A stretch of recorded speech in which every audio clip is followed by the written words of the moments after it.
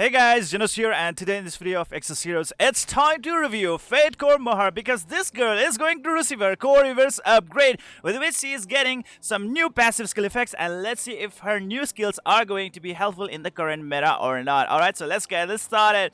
So looking into her artwork, it's pretty much the same, and definitely she is still a lolly unit, and definitely not a wifey material in my opinion. If she is a wifey, let me know in the comment section below, man. It hurts. Alright, so right away in the notice it says core reverse chance increase, Eastern Monarch Mahar recruit. Alright, the period is going to be starting after the maintenance, that is going to be tomorrow Monday till January 4th 1:59 2021 UTC time. So definitely the banner is going to be out there for a total of 7 days until the next Monday. Main hero. You can recruit hero plus Fate Core with higher probability than in the premium recruitment. As she's a black Fate Core hero unit, she's going to drop at 0.7% chance from her own banner, and you can get her for free after doing 19 multi-summons from her banner. Alright, so there we go guys. And now let's start talking about the skill change right over here. Passive skill Impregnable Fortress has been added. Okay, so passive skill effect is known as the block 3, and let's see what it does from the very beginning.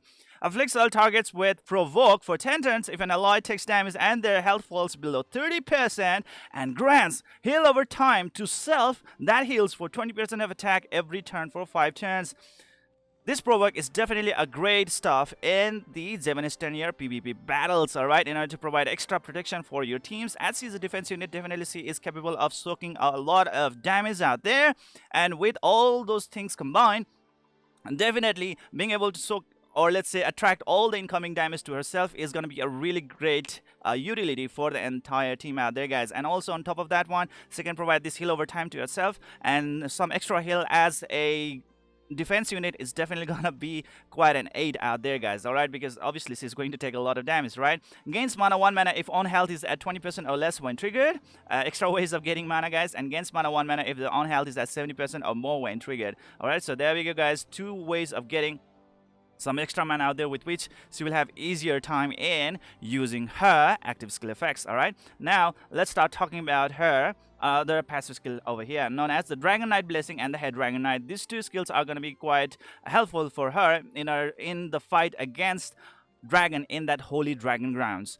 So with this you will be able to mitigate a lot of damage incoming from the dragon, as well as being able to deal a lot more extra damage against that stupid dragon, so that you can score a lot more points against that dragon and start getting a lot of Relic of Dragon Dynasty from that stupid dragon. Alright, so there we go guys. Good luck with that one. Definitely you would want to bring her in that content out there in the holy dragon grounds, you know, to deal more damage and get more scores against that dragon. Alright, higher the score, better the chances of getting more the Relic of Dragon Dynasty. Barrier of Will, it says, triggers when 70% or more of own maximum health is taken at once, can't be removed. So what happens is that she is going to apply this buff on herself. It reduces all damage received, including current damage, by 50% for the 2 turns, and that can be really helpful in order to tank a lot of incoming damage, and it's gonna be quite helpful out there guys. Alright, but the thing is that, like, it's a 2-bladed sword. Okay,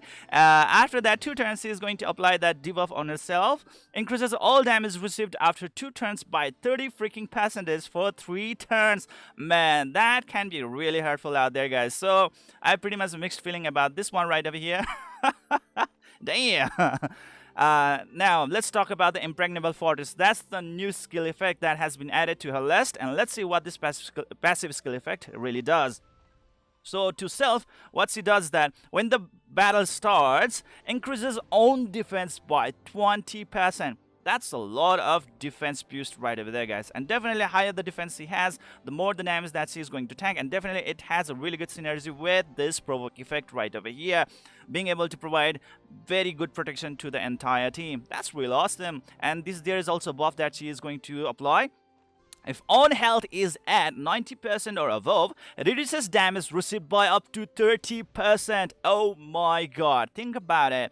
With Dorka being around, definitely she's not gonna have really that hard time in order to fulfill these conditions. Alright, and Dorka herself, she actually allows to reduce the incoming magical damage by up to 30%, right? And on top of that one, this Mahar is now going to reduce any kind of damage received by up to 30% as well. So that is going to be a really good thing out there. Definitely she is going to partner up with Dorka really nicely indeed in order to like mitigate the incoming damages by a drastic amount, and that is really cool out there, guys. So Impregnable Fortress is a really great aid indeed for her nature. As she's a defense unit, this skill effect is definitely going to complement her really nicely indeed. That's what I gotta say. All right, so now let's start talking about the Thunderbolt, which is our first active skill, and let's see what it does. Thunderbolt, it requires 1 mana, so it's gonna be quite easy to keep on spamming the skill over and over again, as long as you have a general unit who actually applies +1 mana, permanent mana to the front row, like let's say Garf, Shofraken, or let's say Dorka even, because Dorka is kind of universal. She provides +1 mana to the back row as well as the front row, right? So yeah, she actually just go with Dorka really nicely indeed. So with that 1 mana, what's going to happen is that she is going to deal 51% damage to all the enemies out there. It's not really that impressive amount of damage, and especially as a defense unit, definitely she's not going to have a lot of attack stats out there, so definitely don't expect a lot of damage incoming from her. Alright, and as the mana consumption is also really low, don't expect a lot of signature force damage out there as well. The status effect afflicts target with provoke for 3 turns. Now that can be pretty good out there, guys. Alright, because like it's a AoE target, and she's going to apply this additional provoke on them, because like first of all, guys, this provoke right over here in the passive skill effect is pretty much conditional, provided that if one of our allies is going to take that damage that makes their HP to fall below 30%, and only at that time this provoke is gonna be triggered automatically. But in this case, it's going to be actively inflicted, and with this Impregnable Fortress being around, definitely this is actually going to work really nicely in tandem. So I would say this new passive skill effect has really provided a very good ground for this skill to, like work really well. Alright, so there we go, guys. Self grants reflect damage to self for 12 freaking turns when the skill hits as well. So think about it. She's going to apply or cast a provoke on the opponents, and she is going to cost that reflect damage on herself as well. So that means she is capable of providing extra DPS to the team against the opponents out there. All right, and that is really cool, provided that like there are DPS units in the opponent team and they are nuking her with some of the like highest damage out there. Then at that time, man, Mahar can actually reflect some really good amount of damage against those squishy opponents out there, and definitely it's gonna be a really good thing out there. So I would say pretty good stuff. These are so many stuffs that you are just getting for like 1 mana cost. So yeah, that's awesome. Inviting a Thunderbolt skill isn't changed. Okay, it's pretty much the same as well, just like the first active skill. Inviting a Thunderbolt, required mana 3 mana. Alright, effect, single target deals 262% damage to 1 enemy. That's pretty decent amount of damage, not superb though. And as 3 mana is being consumed, definitely you can actually expect some really good signature force damage out there against the opponents out there, because like higher the mana cost, more the signature force damage out there.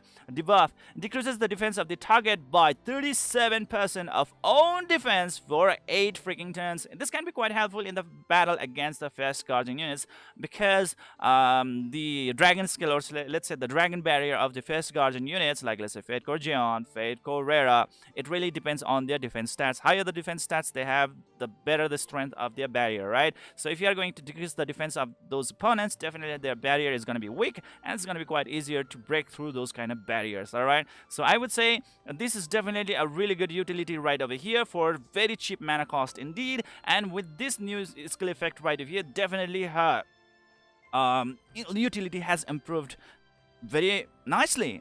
It's really good. But now let's talk the real shit. Right? If you're asking me, should you be really summoning her? And I would say not really. It's really good to have her around. I'm not saying like she's really that bad, but thing is that like when we are considering the current meta, there are very amazing units like let's say Fate Core Tantalo, who can provide amazing defense not just for himself but for the entire team. I mean like he can reduce the critical damage of the opponents by up to 300%, which is massive, and provides that damage immunity to the allies whenever they are receiving the crit hit, right? And that is something really universal, and it's really complementary to the AoE defense, right? But the thing is that when we are talking about Fate Core Mahar right over here, this new skill effect is pretty much a little bit selfish out there, right? Providing these buffs or whatever that is to herself only, alright? And with that thing considered, I would say she is good, but not really that superb in order to provide really that amazing utility against the opponents out there in the current meta. Definitely you would want to try her out in the tag team Zennosh battles out there, but when it comes to like main 1 versus 1 PvP Zennosh battles, you would definitely want to switch to the better units out there like Fate Core Tantalo and so many other units out there, like let's say maybe even Fate Core Garf out there, alright? So that is it, what I have to say to you guys. I would say you can actually just try your luck out, just to use like 700 cess maybe. I know, like just for first summon to see or test out your luck. That's what I think most of the players are doing out there. But for me, I would say I'm pretty happy and I'm lucky because like I already do have her, okay? So that means like I don't need to use summon her, and I'm pretty happy that like she's getting this new stuff out here, and definitely this is going to be quite helpful in the PvE story contents as well. Yes, for the story contents or the PvE battles, man, this is definitely a great aid indeed, and this has really improved her utility out there. And for the Zennosh, she is not still breaking through the meta, but still you can use her in the PvP tag team Zennosh times. Alright, so there we go, guys. And right over here it says the Eastern Monarch Mahar is black rated Fate Core, and she has a drop rate of 0.7% chance and blah blah blah. That's what I've said to you guys a little while ago, right? And now let's talk about our exclusive weapon, which I think is always gonna be how to say this, like it's shit. You are never supposed to spend your cess on this kind of items right over here, which actually demands 700 cess for one multi-summon, same as the hero unit herself, and it also has that drop rate chance of 0.7% chance, which is totally like hilarious. I really don't know like what is this, and 19 multi-summons is going to guarantee you guys to get this item right over here. And I would say like it's not really that worth it, because like compared to other fated weapons out there, it's pretty much nearly the same. It does not provide that special amazing boost out there, which is very significant, and that can improve the abilities or whatever that is of that certain unit in the battlefield out there. So not that much of a huge difference out there in terms of like performance boost out there when you are equipping an exclusive weapon. So it's pretty much a trash thing out there, guys, and don't spend on that one. Better rely upon your luck whenever you are doing your summons from door to creation with the help of that Relic of Dragon Dynasty. So wish you guys best of luck in order to receive the exclusive weapons out from there. All right, so that is it, guys. But if you are a whale, then it's really up to you. Man, so that is it. I would definitely love to know what you guys think about this unit right over here. Thanks to this new core reverse upgrade, she has now become better. Do you really think that like now she can actually start to compete in the current meta? Let me know in the comment section below. Maybe I might be wrong. Maybe there might be something that I'm missing out. I would really love to know your views out there, so that like I would actually start understanding like maybe there's something that I'm missing out right now. So that is it, what I have to say. I would really be happy to know your insights, feedback, opinions, whatever that is regarding this content right over here. And that is it for today. I hope you enjoyed this video. Please don't forget to hit the like and subscribe button to keep on enjoying the content on my channel. See you guys in the next video.